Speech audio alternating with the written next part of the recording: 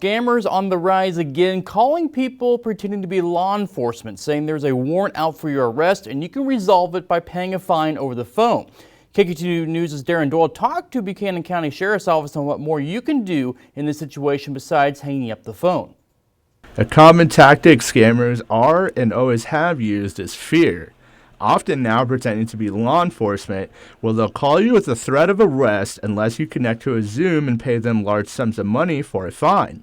There are more steps you can take besides hanging up the phone to help rid scammers and warn others. We'll actually go out and physically make contact with somebody, or we will send out a letter just notifying somebody that they do have an action in court and that they need to present themselves to the courthouse.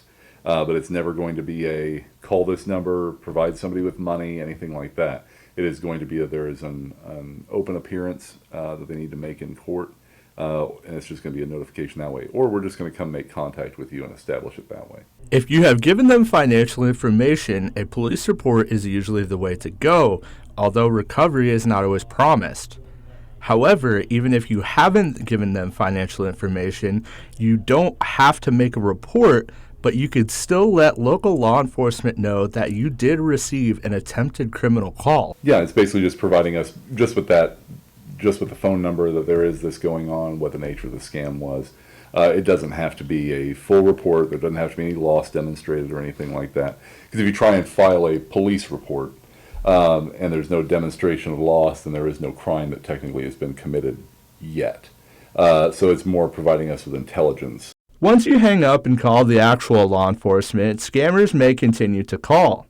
Do not answer. Block all numbers associated with this issue. If they're using the same number over and over, just block the number out. That's an easy fix. Most cell phones, you can go into your call record and you just select block this number, and it can block out. With these tips, you can save yourself and maybe others.